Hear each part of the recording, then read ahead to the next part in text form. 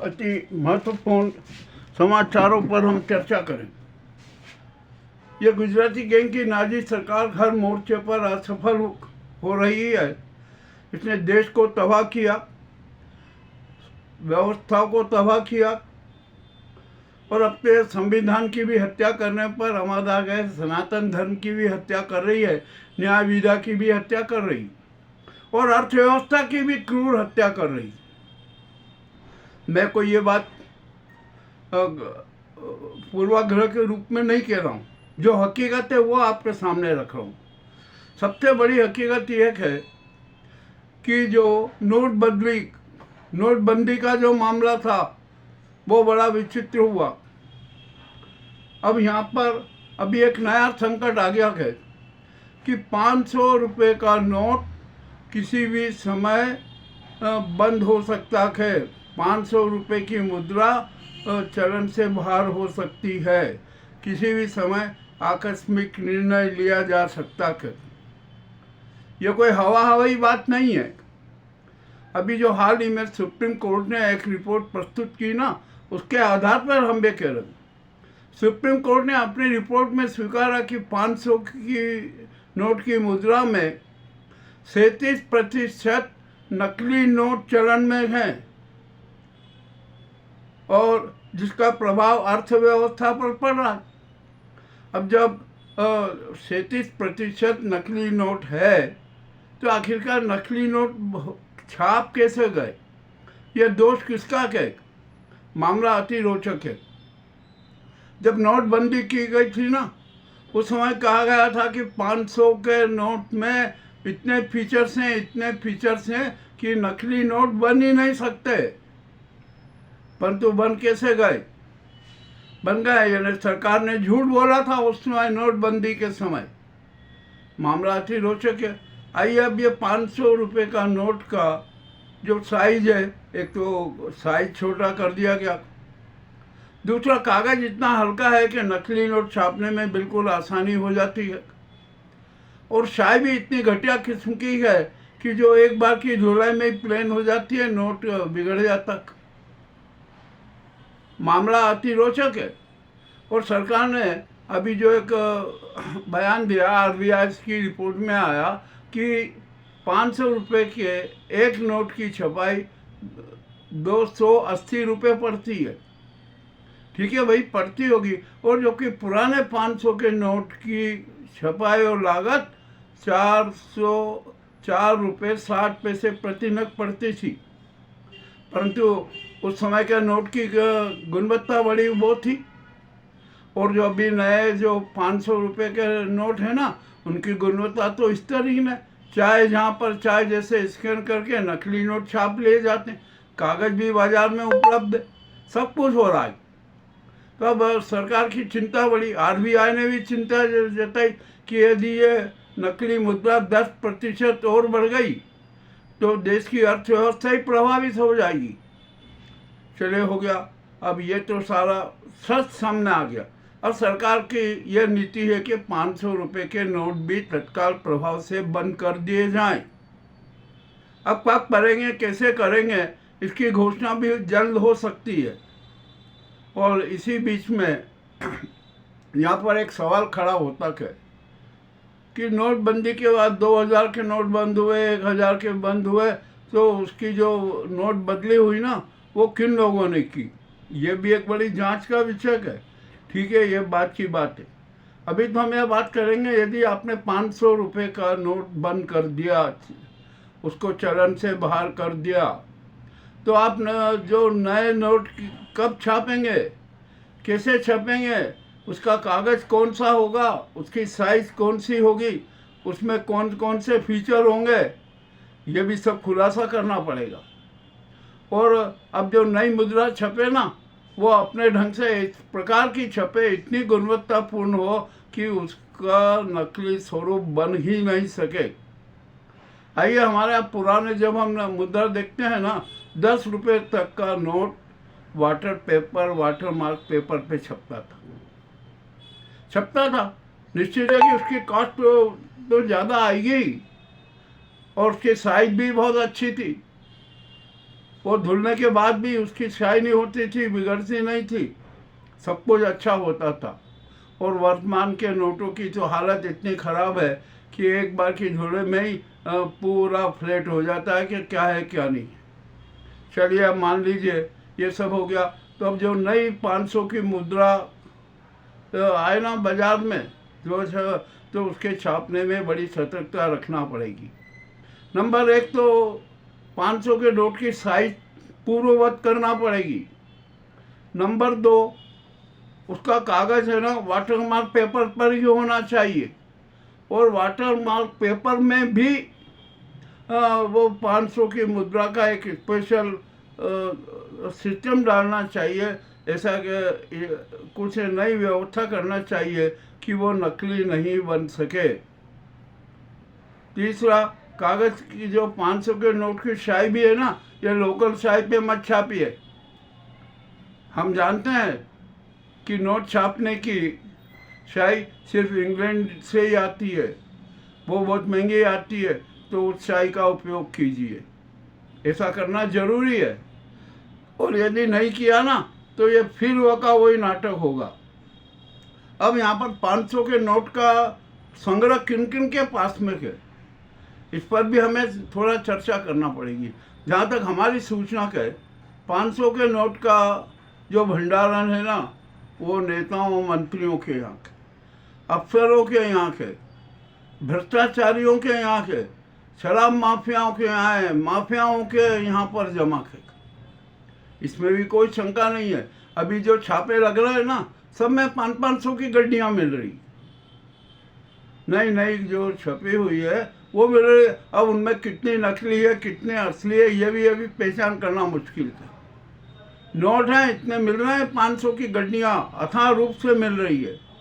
तो जब नई 500 की मुद्रा आएगी बाजार में, छपेगी ना, अब छपने में कितना समय लगेगा, कितना परेशानी होगी।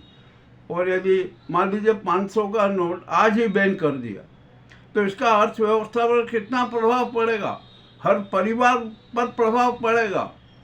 और ये 200 और 100 के नोट है ना, हमारी जो अर्थव्यवस्था का बोझ सहन नहीं कर सकती।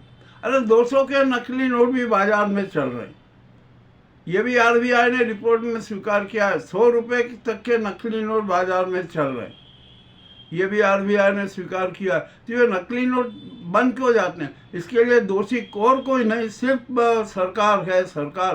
क्योंकि जो नोट की गुणवत्ता होना चाहिए ना, उस पर कोई ध्यान नहीं दिया जाता। अब ये अभी बीच में प्लास्टिक के नोट चलाएंगे और उसमें तो और ज़्यादा धांधे हो जाएंगे। मामला बड़ा विचित्र है। कैसे अर्थव्यवस्था संभाली जाएगी, ये भी एक बड़ा अहम सवाल है। तो अब ये 500 के नोट का जो हम सही ढंग से उसका एक्यूमुलेशन न करें, सही ढंग से उसका उपयोग करें, और ज़्यादा से ज़्यादा बैंकों में हम जमा रखें, ताकि हमें नोट बदली के समय कोई परेशानी नहीं आए। हमारा जो अकाउंट है ना, वो अकाउंट रहेगा। और यहाँ पर अब जो नोट जमा कराने आते हैं 500 की गड्डियों वाले, उनका रिकॉर्ड भी सार्वजनिक किया जाना चाहिए कि इस व्यक्ति ने इतने 500 के नोट की गड्डियों के इतने करोड़ रुपए जमा कराए हैं। ये भी मामला बड़ा विचित्र है, परंतु सरकार ऐसा करेगी नहीं। ये तो अभी जो आरबीआई ने संकेत दिया है ना, ये काले धन कुबेरों के लिए सूचना है कि आप अपना काला धन है ना किसी भी तरीके से सफ़ेद कर लीजिए। आप सोना खरीद लीजिए, चांदी खरीद लीजिए, प्रॉपर्टी खरीद लीजिए, इसमें आप पैसा इन्वेस्ट कर दीजिए, ताकि आपका काला धन सुरक्षित रहे। और जिस दिन 500 के नोट की नोटबंदी होगी ना, उस दिन आपको बैंक में हल्का फुल्का आपको ट्रांसफ़र करवाना पड़ेगा। इस प्रकार के नाटक होंगे। अब यह बड़ा अहम समस्या हो गई है। देखते हैं क्या होता है क्या नहीं होता है। यह सूचना देना जनता को बहुत ज़रूरी था। आइए अब दूसरी बात पे चर्चा करते हैं, संघ पर। अब तो संघ पर भी बहुत बड़ा संकट आ गया। इतना बड़ा संकट आ गया है कि संघ प्रमुख मोहन भागवत भी विचलित हैं कि आखिरकार इस संकट से कैसे निपटा जाए। संघ के पास में खरबों रुपए की चल अचल संपत्ति है। अब यहाँ पर सवाल उठता है कि आखिरकार चल अचल संपत्ति आई कहाँ से, किसने दिया इतना मोटा माल? क्या भारत क्या सरकारों ने, जो भाजपा सरकारों ने दिया?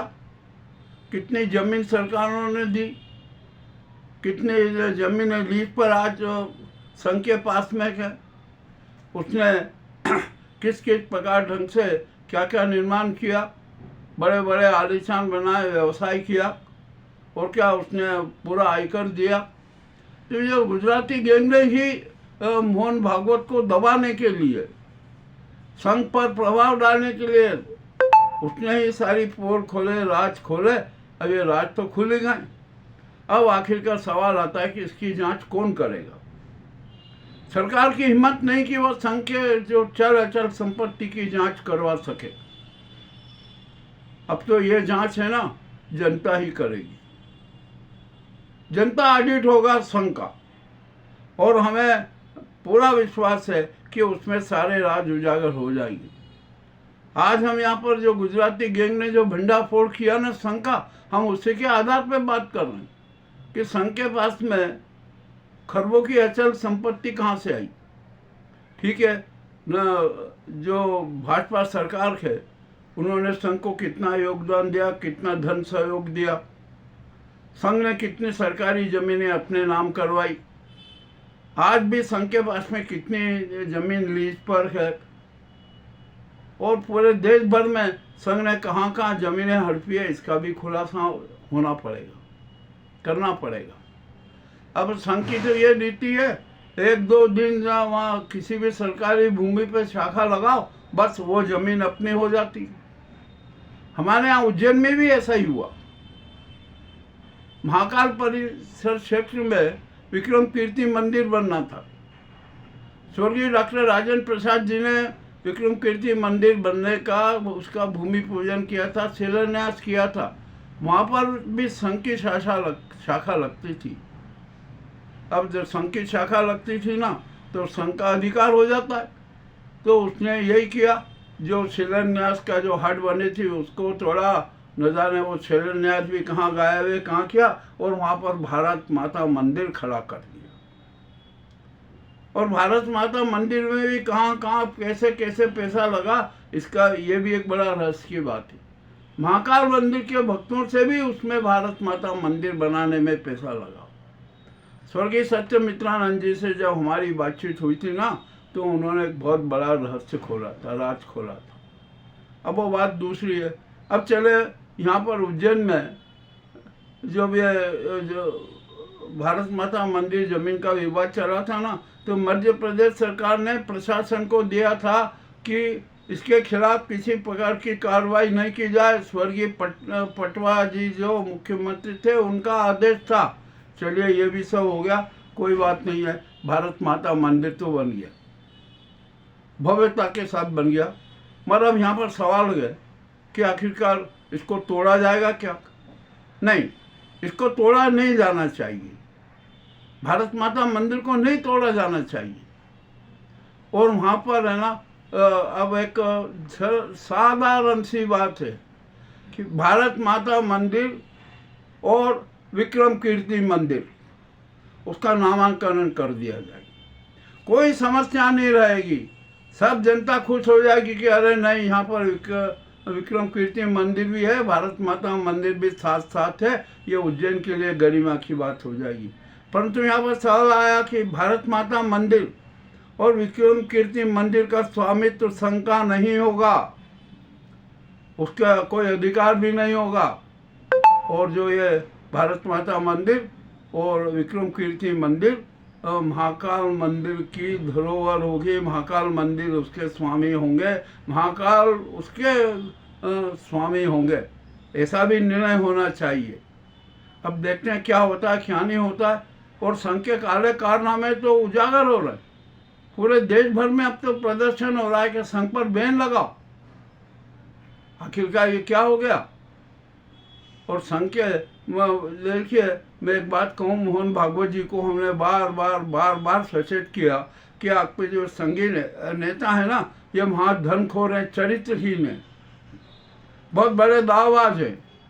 ये धोखा दे रहे हैं, विश्वासघात नहीं है, विश्वासघात कर रहे हैं। परंतु मोहन भागवत जी ने ध्यान नहीं दिया। और जो संघी नेता है ना, करोड़ों के मालिक हो गए, उनके भव्य भवन बन गए, जमीनों के मालिक हो गए। ये सारा संघी नेताओं के साथ हुआ है। और मोहन भागवत जी धतराज बने रहे, जो उनके साथ विश्वासघात किया गया उसको भी नहीं पहचान पाए। और ये विश्वासघात उनके आस्तीन के सांपों ने ही किया, जो अपने आप को हिंदुत्व का, सनातन धर्म का, संस्कृति का ठेकेदार बताते थे। ये सारे कुकृत्य उन्होंने ही किए थे। मामला बड़ा विचित्र हो गया। तो अब संघ पर देन तो लगना पड़ेगा, और लगेगा, क्योंकि अब तो देश की जनता है ना, संघ के कारनामों से और उसके काले चरित्र से परिचित हो गई है। संघ कहता है हम राजनीति नहीं करते, परंतु छद्म राजनीति करते हैं। सत्ता पर वो अपना अधिकार चाहती है, इस देश के पर अपना अधिकार चाहती है, देश की जनता को अपना गुलाम बनाना चाहती है। और इन्होंने जो अपना जो कोकनी छाप है ना, हिंदू धर्म क्या है, उसको स्थापित करना चाहती है। इनको सनातन धर्म से कोई मतलब नहीं, कोई सरोकार नहीं। ये भी मामला अपने आप में बड़ा विचित्र है। तो यहाँ पर संघ के खिलाफ भी अब पूरे देश में आक्रोश है, विरोध हो रहा है, सड़कों पर है। तो ऐसे स्थिति में मोहन भागवत जी क्या करें? मोहन भागवत जी को चाहिए कि सबसे पहले तो संघ को भंग कर दे, और इस संघ को भंग नहीं करते हैं तो क्या करेंगे? और यदि संघ पर बैन लग गया तो क्या होगा? और संघ की जो चल अचल संपत्ति है ना, उस पर भी अब संघ का अधिकार नहीं रहेगा। हमारा जो देश की जनता का एक ही कहना है कि संघ की सारी चल अचल संपत्ति राष्ट्र की संपत्ति घोषित कर दी जाए। यह जनता की मांग है। अब मोहन भागवत जी क्या निर्णय लेते हैं, क्या करते हैं, ये आएगा। पर अब तो जनता जो है ना, बड़े विद्रोह में है। और ये मनोवादी जो भावनाएं है ना, मनोवादी चरित्र अब इस देश में चल नहीं सकता। 90% जनता संघ के विरोध में, मनोवादी व्यवस्था के विरोध में, मनोवादी सिद्धांत के विरोध में। और संघ जो मनोवादी सिद्धांत और संविधान लाना चाहता है ना, वो भी बहुत गलत धारणा है। हमारे इस संविधान को अब कोई नहीं मिटा सकता। ये भी एक बात ध्यान लीजिए, कानून ही सर्वोपरि है। राष्ट्र का संचालन भी संविधान और कानून के हिसाब से होगा। और जितने भी ये 2 नंबरी है ना, चाहे वह भाजपा ही हो, कांग्रेसी हो, किसी भी दल के हो, सब पर कठोर से कठोर कार्रवाई होगी। इन अफसरों ने, इन और धर्म के इन ठेकेदारों ने देश का बहुत अनर्थ किया है। ये राजनीति, धर्म और धन के पंडों और गुंडों ने देश की हालत खराब की है। ये किसी से छिपी नहीं है। इन पर भी सब पर कार्रवाई होगी, कोई नहीं बच सकेगा। ये अखाड़ों में क्या हो रहा है, मठों में क्या हो रहा है, किस किस प्रकार के साधु संतों के चरित्र उजागर हो रहे हैं, ये सारे के सारे नाटक उजागर हो रहे हैं। तो यहाँ पर ये जो मनोवादी धर्म को स्थापित करने के चक्कर में है ना, इनका भी सत्यानाश हो रहा है। ये सनातन धर्म के दुश्मन है। और एक बात फिर स्पष्ट बता दूं कि हमारा हिंदुस्तान, हमारा भारत, स्वर्णिम भारत सनातन धर्मी राष्ट्र था, है और रहेगा। ये सब जान ले और मनोवादी भी जान ले। अब ये हिंदुत्व और ये हिंदू ये सांप्रदायिक भावना और वर्ग खूनी संघर्ष की भावना तुरंत त्याग दीजिए। इस देश की रक्षा के लिए, संविधान की रक्षा के लिए, सनातन धर्म की रक्षा के लिए, मानवीय मूल्यों की रक्षा के लिए और सभी पंथों के आराधना स्थलों की रक्षा के लिए हमें एकजुट होकर रहना पड़ेगा और स्वर्णिम भारत में नया इतिहास लिखना पड़ेगा। अब ये गुजराती गैंग का नया भारत नहीं चलेगा, गुजराती मॉडल वाला भारत, नया भारत नहीं चलेगा। अब तो यहाँ पर सनातन धर्म भी राष्ट्र वाला भारत चलेगा, जिसका संचालन संविधान और कानून से होगा।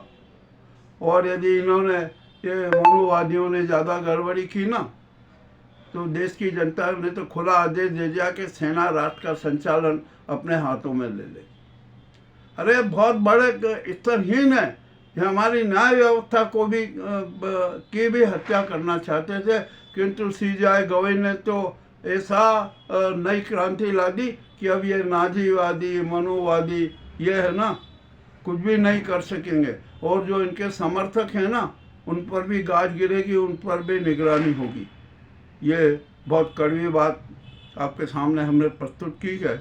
मुझे पूरा विश्वास है कि आप हमारे इस प्रस्तुति को अवश्य पसंद करेंगे। हम कोई किसी से यह नहीं कहते आप हमारे चैनल को सब्सक्राइब कीजिए, लाइक कीजिए, नहीं। आप तो भावनात्मक रूप से हमारे साथ जुड़े रहिए, सत्य समाज की प्रस्तुति करते रहिए हम, ताकि जनता के सामने सच सबके सामने प्रस्तुत कर सके। बहुत बहुत धन्यवाद।